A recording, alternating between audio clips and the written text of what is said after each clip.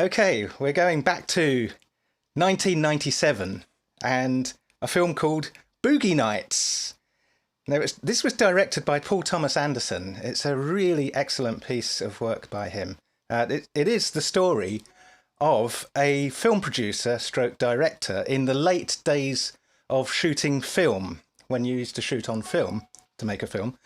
And it's the early days of video. Now, it's also the story of a young man who gets into and becomes successful acting on camera. And it's also a fabulous document of the kind of music that took us from the mid-70s into the early 80s. And that, of course, is the most important aspect of the film, in my opinion. It's a film absolutely full of high-profile actors and actresses as well. It's a really good piece of work. Jack Horner, who's played by Burt Reynolds, is a film producer and director, somewhat successful, who is firmly wedded to the idea of shooting on film. And he really doesn't rate this newfangled video technology, regarding it as not serious to shoot his productions on, and certainly not a threat. In reality, of course, video technology did present serious competition to his way of working. He just didn't see that.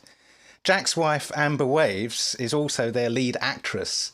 And together, with a small ensemble of talent, the whole production company is like a family business, really. Everyone is so close and supportive of each other.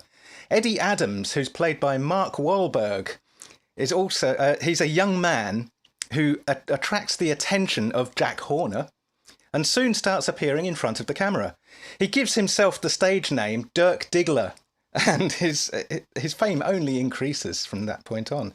There's lots of parties, lots of fun, lots of excess. That's the order of the day. Lots of people giving each other confidence, and it just seems like it could never end.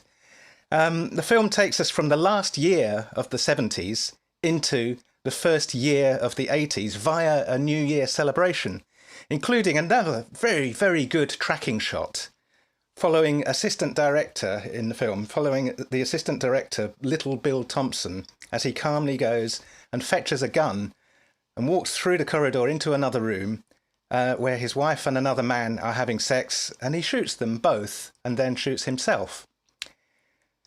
The whole film takes on a much darker turn after that for quite some time. And this is effectively also the turning the corner from the 70s into the 80s.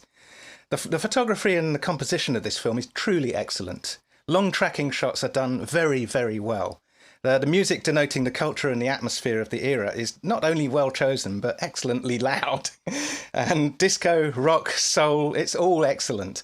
The opening tracking shot, the first thing you see in the film, the opening tracking shot is a crane shot and also a Steadicam shot. Nearly 3 minutes of complete excellence. Mark Wahlberg was not known as an actor at all until this film. He was mainly known as the leader of the band Marky Mark and the Funky Bunch. So he's done very well from this film. The film stemmed from an earlier, smaller 1988 film called The Dirk Diggler Story, which is basically an early years project of Paul Thomas Anderson.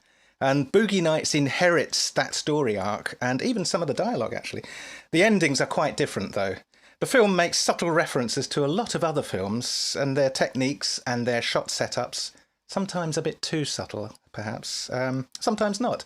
So, Boogie Nights, 1997. Very, very much recommended. If you're into how films are made, this is a film about making films, and it's a very well-made film itself. Very much recommended. Thank you very much.